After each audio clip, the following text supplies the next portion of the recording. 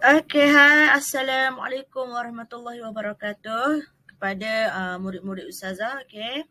Okey, hari ni untuk subjek sains tahun 2. Okey, biasalah bersama saya Ustazah Farah. Okey, pada hari Selasa 17 Ogos 2021. Okey. Alhamdulillah. Syukur kehadrat Ilahi. Bertemu lagi kita pada hari ini. Okey, tanpa melengahkan masa, kita terus pada pembelajaran lah. Okey, sebelum tu seperti biasa kena baca doa belajar. Okey.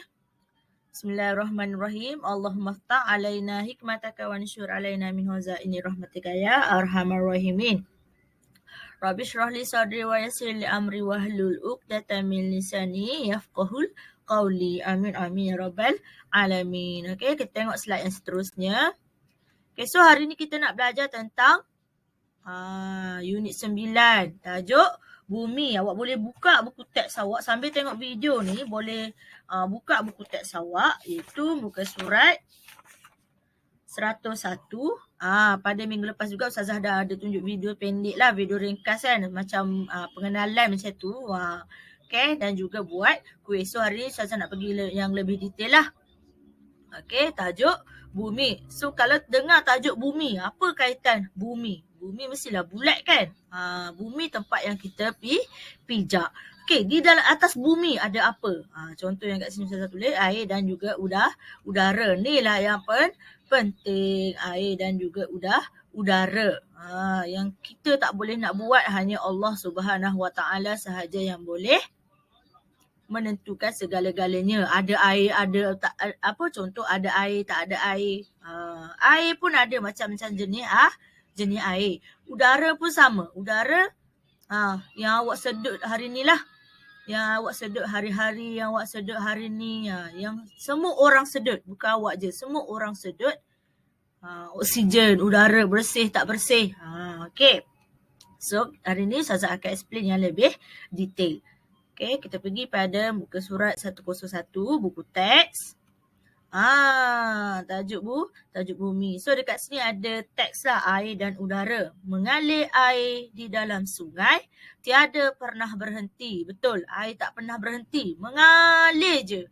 Kering pun, kering sedikit je kalau musim panas. Kalau hujan, air dah bertambah-tambah air di dalam sungai. Kadang-kadang kalau hujan tak berhenti, air sungai akan melimpah naik. Okay. Dari mana sumber asalnya? Marilah kita pelajari. So, Allah Akbar. So hari ni kita nak tengok air ni dari mana tempat asal dia. Maksudnya kalau dia mengalir, dari mana dia mengalir. Takkan dia tiba-tiba muncul air mengalir kan? Mesti ada tempat asal. Dan dia juga air bersambung. Air kan tak boleh putus. Okay. Rangkap kedua, nyaman udara bertiupan. Geraknya dapat dirasai. Betul. Udara. Tolak angin sepoi-sepoi. Itulah udara kan. Kalau kita tarik nafas pun kita rasa, oh udara. Kan. Leganya. Macam tu. Okay. Beri kesan untuk hidupan. Marilah kita selidik. So kita nak selidik udara ni ada kat mana? Kan? Dekat dalam bilik ke? So udara ni mestilah ada dekat atas bumi kita ni. Okay. Tengok dialog ni. Nyamannya udara di sini. Okay. Tengok teks di bawah. Air dan udara ialah sumber asas kehidupan. Betul, air dan udara ialah sumber asas. Maksudnya benda basic lah yang kena ada. Wajib ada. Kalau tak ada ni boleh hidup tak? So kita kena selidik lah. Boleh hidup ataupun tidak boleh hidup. Manusia boleh hidup tak tanpa air dan udara? Haiwan boleh hidup tak tanpa air dan udara? Okay, so kat sini dia menerangkan air dan udara ialah sumber asas kehidupan. Daripada manakah air ini diperoleh? Kan macam saya cakap tadi lah, air ni macam-macam daripada sumber. Air paip awak yang mengalir kat rumah tu, ada sumber asal dia dekat mana? Okay, so kita selidik. Okay, jom. Boleh buka buku teks muka surat 102. So, yang pertama ialah kita nak tengok sumber air semula jadi. Semula jadi ni maksudnya benda asal lah. Tak boleh nak ubah. Apa yang Allah cipta tu ialah semula jadi. Natural orang cakap. Benda asal memang tak boleh nak ubah. Air, boleh ubah air. Air menjadi cahaya, tak boleh. Air dia tetap akan jadi air. Melainkan kita ada perkara-perkara lain lah. Macam campur dengan apa-apa. Kan? Tapi air kalau campur dengan apa-apa pun dia tetap jadi air. Cuma kalau campur dengan apa warna dia jadi warna merah kan. Tapi dia tetap jadi air. Okay. So tengok dialog dekat sini. Apakah sumber air semula jadi yang terdapat di bumi? Sumber air semula jadi. Kita nak tengok sumber air semula jadi ni maksudnya kita nak tengok dari mana dia datang. Maksudnya kalau hujan, dari mana datang hujan? Kalau tasik, dekat sini dia terangkan pasal tasik. Dari mana datang tasik? Okay, Ustazah explain sedikit. So, sekejap lagi kita tengok satu video lah yang menunjukkan kitaran bumi. Okay. Hujan. So, kalau hujan, macam Ustazah cakap tadi, dari mana sumber asal hujan? Sumber. So, hujan ni ialah air semula jadi, air hujan. Tak ada orang boleh buat air hujan. Ada orang boleh buat air hujan? Tak ada kan? So, air hujan ni titisan air daripada awan turun ke bumi sebagai hujan. Daripada awan tu dia turun. Kalaulah bumi kita kering, tiba-tiba turun air hujan, so ada air. Okay.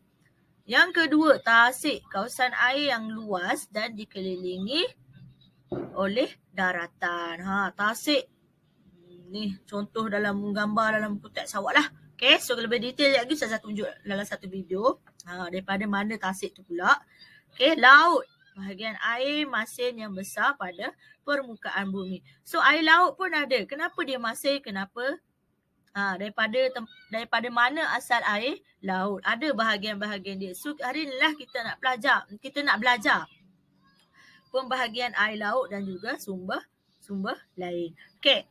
Sumber air semula jadi yang terdapat di bumi kita seperti hujan, sungai, tasik, laut dan mata air. So, ada lagi mata air ni. Mata air. Daripada mana mata air datang? Mata air ialah air bawah tanah yang keluar ke permukaan bumi. Bawah tanah.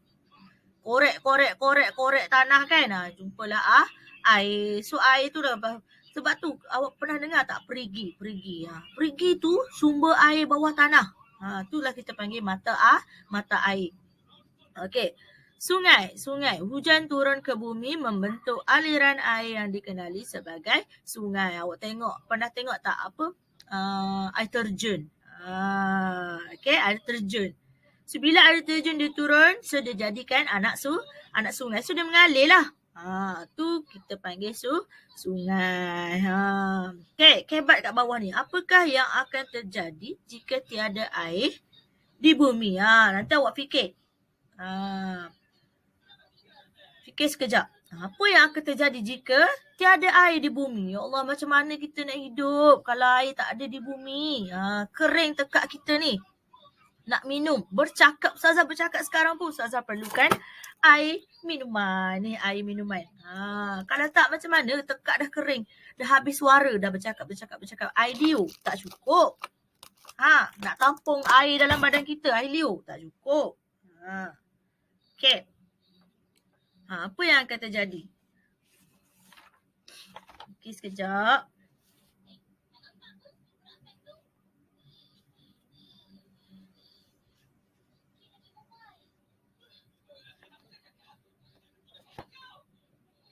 Okey.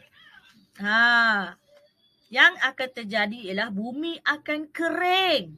Kalau tiada air, bumi akan kering. Tumbuhan dan haiwan akan mati. Sama juga dengan kita. Kalau orang yang hilang tu kan, dekat hutan tak ada jumpa air, dia akan mati. Okey. Tapi ada step-step dia lah. Kalau manusia ni dia ada step-step dia lah. Kalau haiwan dengan orang kata tumbuhan tu memang dia akan mati. Kalau manusia dia ada air, makanan. Kalau dia ada makanan, dia tak ada air, dia boleh hidup juga. Tapi hidup dia dengan cara, orang kata apa, tak ada air, kita boleh menyebabkan mati juga. Cuma makanan ni dia, kalau dia tak ada air, dia ada makanan, dia proses untuk dia mati tu lama lah sikit.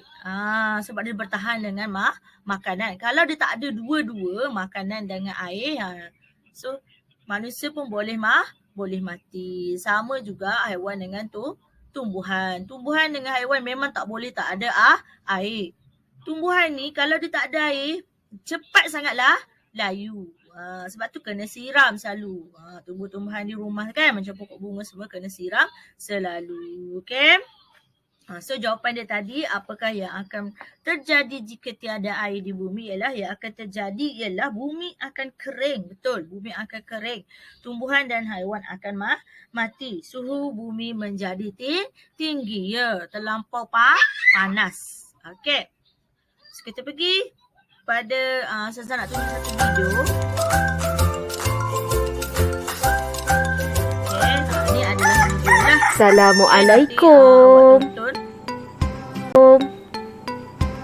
Jom semua ikut Atroman.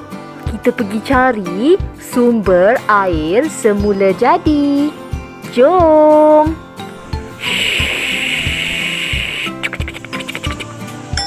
Nombor 1. Hujan.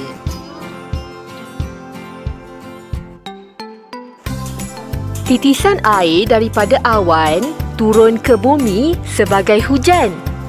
Apabila awan menjadi gelap, tandanya hujan turun.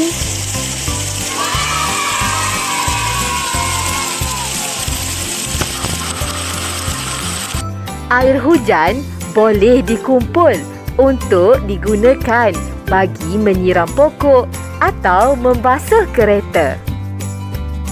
Nombor 2. Tasik. Kawasan air yang luas dan dikelilingi oleh daratan dikenali sebagai tasik. Lihat, ada daratan di sekeliling tasik. Kebiasaannya, kawasan tasik akan dijadikan sebagai taman rekreasi. Nombor 3. Laut. Lihat, inilah bumi yang dicipta oleh Allah. Terdapat bahagian air masin yang besar pada permukaan bumi.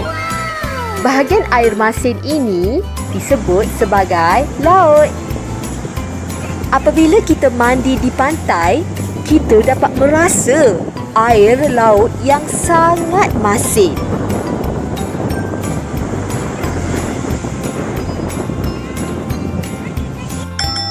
Nombor 4. Mata air. Air bawah tanah yang keluar ke permukaan bumi dikenali sebagai mata air. Inilah dia mata air. Lihat. Sumber air yang keluar daripada permukaan tanah ini bersih dan selamat diminum. Nombor 5. Sungai.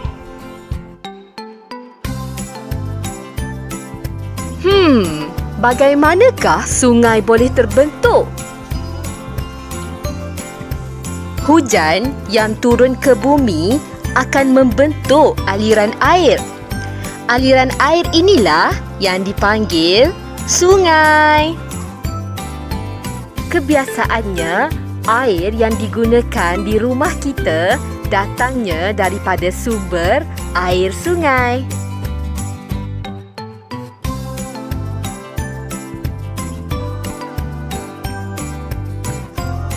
Jadi, dalam topik ini, kita telah mengetahui 5 sumber air semula jadi, iaitu hujan, tasik, laut, mata air dan sungai.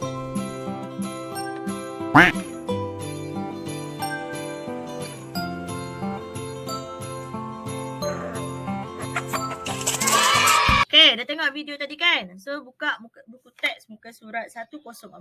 Ada eksperimen kat situ. Membina carta sumber air semula jadi. So, tak apalah, tak payah nak buat. Tak payah buat. Saya explain je sikit. Alat dan bahan, gambar air semula jadi, gunting, daripada pelbagai gambar air semula jadi daripada pelbagai media. Lepas tu dia nak gunting alat dan bahan dia. Okay. Gambar air semula jadi daripada pelbagai media. Maksud dia awak boleh cari mana-mana gambar lah dalam internet ke, dalam surat khabar ke, majalah ke, kalau ada gambar ni. Gambar yang berkaitan lah. Okay, buat carta. So langkah-langkah dia dah ajar kat sini. Kumpulkan koleksi gambar sumber air semula jadi. Dia potong bulat-bulat. Sebab tu kena ada gunting. So yang kedua, langkah yang kedua ialah rangkaikan carta kamu. Cantumlah dengan pelbagai cara yang kamu kreatif. Okay, yang ketiga, tampalkan gambar sumber air semula jadi dan perkataan pada carta. Yang keempat, kongsikan carta yang kamu hasilkan bersama-sama rakan lain. Soalan di kat bawah, nyatakan sumber air semula jadi yang terdapat di bumi. Sebab tu dia suruh awak buat carta. So awak boleh nyatakan sumber air yang ada di bumi.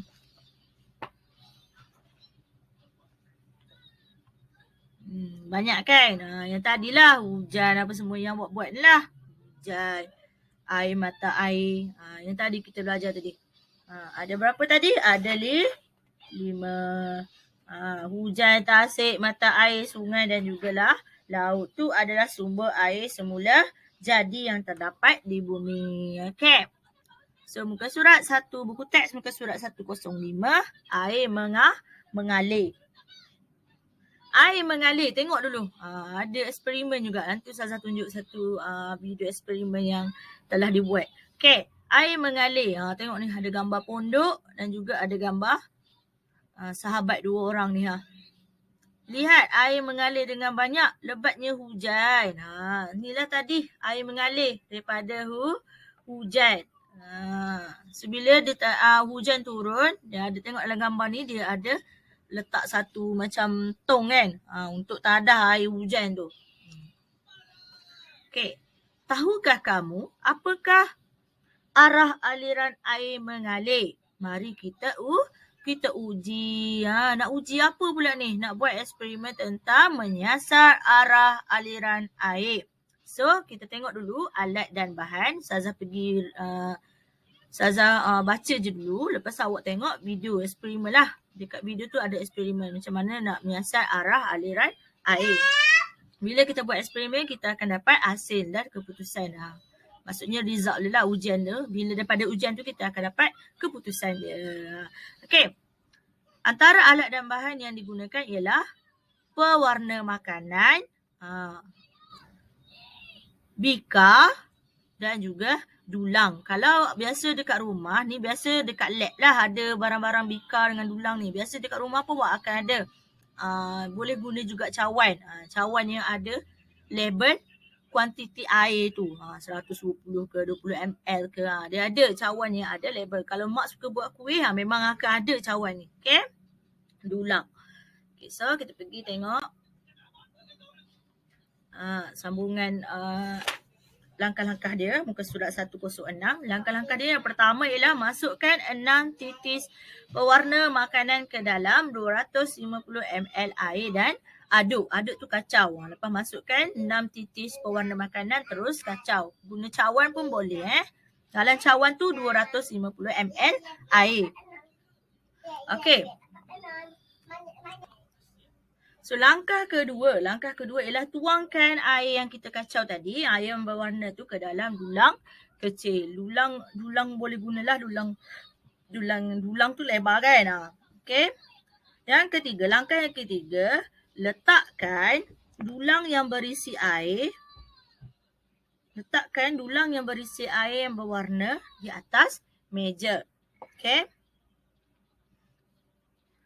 Yang keempat, tinggikan satu bahagian hujung dulang. Maksudnya macam apa kata, tolak dulang tu tinggi naik ke atas. So kita boleh nampak aliran air. So itulah kita nak uji. Yang kelima, perhatikan keadaan arah air berwarna yang mengalir di dalam dulang. Tengoklah air mengalir. Kalau angkat, dia mengalir ke sebelah. Kalau angkat sebelah kanan, dia mengalir ke sebelah kiri. Kalau angkat sebelah kiri, dia mengalir ke sebelah kanan. Maksudnya kita nampak daripada tempat tinggi turun kepada tempat yang lebih rendah. Itulah kita nak kaji. So, perhatikan keadaan arah air berwarna yang mengalir di dalam dulang. Yang keenam, lakarkan pemerhatian kamu. Okey, soalan. Bagaimanakah arah aliran air berwarna yang terdapat di dalam dulang apabila hujung dulang ditinggikan? Kita nampaklah kan. So, result dia tadi, arah aliran air adalah dari tempat yang tinggi ke tempat yang rendah. Okey. So, tengok sebelah tu, aliran air semula jadi, ada gambar. Bagaimanakah pula arah aliran air secara semula jadi seperti air sungai. So, yang ni kita akan bincang pada minggu, bukan pada minggu, pada kelas akan datang. Kelas pada hari esok kan. Okay, insyaAllah kita berjumpa hari esok untuk bincang tentang aliran air semula jadi. Tadi kita bincang tentang air mengalir. So, ada eksperimen. So, tugasan awak, belum tugasan lagi. Ustazah nak tunjuk video eksperimen. Okay, kejap Okay, awak boleh tengok video eksperimen ni. Air mengalir. Jadi untuk yang pertamanya saya sediakan air dan juga bekas. Yang keduanya pewarna. Okey, untuk tidak melengahkan waktu kita terus buat eksperimen. Sekali kita letak warna. Kalau kita tak letak warna, kita tak tahu ada air ke tak dalam ni. Tapi bila kita letak pewarna, kita tahu dalam ni ada air. Gunakan berus.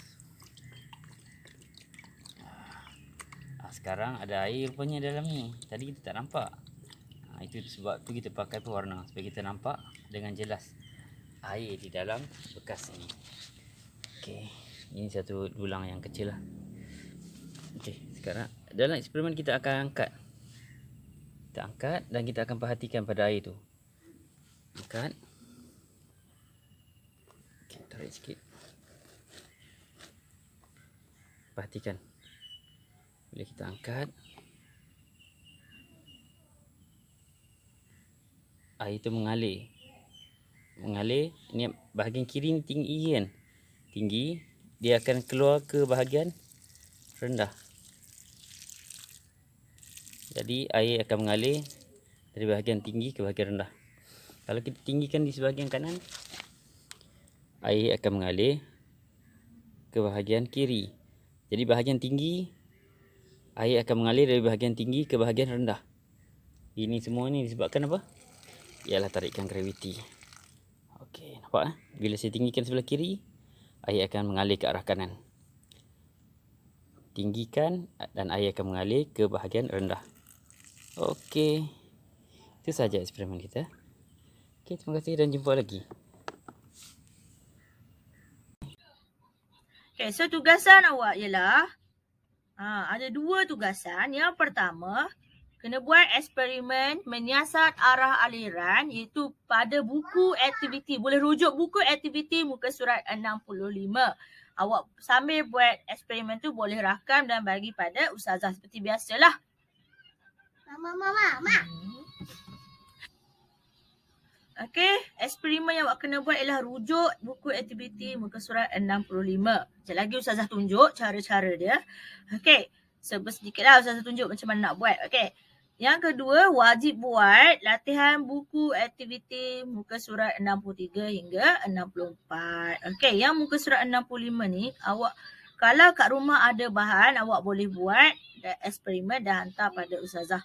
Kalau tak nak hantar pada ustazah, hanya isikan keputusan pemerhatian awak lah. Hantar snap juga yang hasil keputusan tu pada ustazah juga, yang muka surat 65. Bila awak lepas tulis dekat buku tu, awak snap dan hantar juga pada ustazah kalau tak nak buat eksperimen. Tapi kalau boleh, kalau buat eksperimen dan hantar pada ustazah, so ustazah boleh tengoklah eksperimen yang awak telah lakukan di rumah. So eksperimen 65 ni ustazah akan explain sedikit cara-cara dia sebab dia ada gunakan pisau, so bahaya sikit lah. Okay, mesti ada pengawasan orang dewasa. Okay, tengok. Ini kamu bolehlah buat amali atau eksperimen ni Boleh buka buku aktiviti di muka bawah surat 65, pengawasan, tengok dulu. guru Lepas tu ataupun baru buat. keluarga. Okey. Okey, jom. Cikgu terangkan secara teori. Memerhatikan arah air mengalir. Okey, alat dan bahan, botol plastik So yang antara alat dan dipotong, bahan dia lah yang awak kena pita sediakan. So pelekat, tengok ada kat situ. tali, pisau pemotong air. Ini di bawah pengawasan guru ataupun keluarga. Okey, jom. Cikgu terangkan secara teori. Memerhatikan arah air mengalir. Okey, alat dan bahan, botol plastik yang dipotong, pita pelekat. Ini pastikan di bawah pengawasan orang dewasa. Kamu jangan buat sendiri, bahaya. Okey, langkah-langkah seperti biasalah kamu boleh baca. Potong botol plastik seperti gambar raja di bawah. Ini botol mineral pun boleh buat. Ikat botol dengan tali dan gantung botol secara melintang.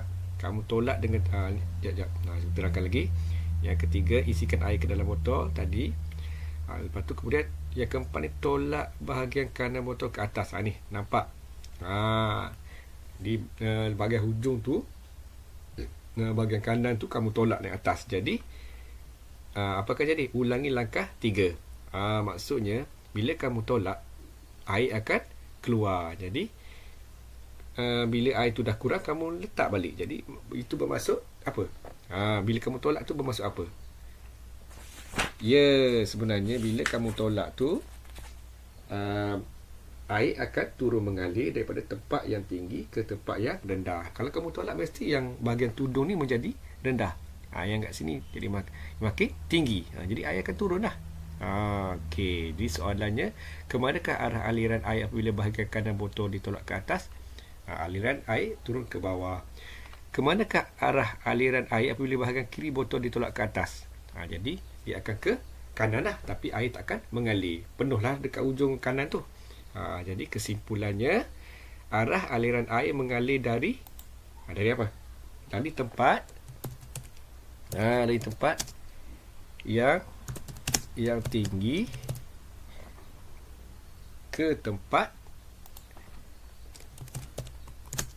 yang rendah. Ingat tu, air akan mengalir daripada tempat tinggi ke tempat yang rendah. Jadi kamu tolak ke atas, jadi air akan mengalir. Itulah kesimpulan yang kita boleh buat daripada aktiviti dan eksperimen ini. Ini yang kamu kena ingat. Jawapan ni pun ada sebenarnya, panduan jawapan ni dekat muka surat 106. Kamu boleh lihat. Dia punya dalam box warna hijau tu. Itulah kesimpulan yang kita boleh buat daripada eksperimen ini. Okey, di bawah tajuk air mengalir. Okey, kalau sama je, air tak akan mengalir. Air tu akan statik, akan diam je kat situ. Jadi dia mesti ada salah satunya mesti tinggi, baru air boleh mengalir. Okey, sekian itu saja untuk cikgu kongsikan. Jumpa lagi untuk next time. Jangan lupa subscribe untuk next video nanti. Tak faham, sila komen di bawah video ini. Sekian, terima kasih. Bye. Jumpa lagi. Okey kelas, sampai kat sini saja kelas kita pada hari ini. So jumpa lagi pada hari esok. Okey, sekian, terima kasih. Okay, Assalamualaikum warahmatullahi wabarakatuh.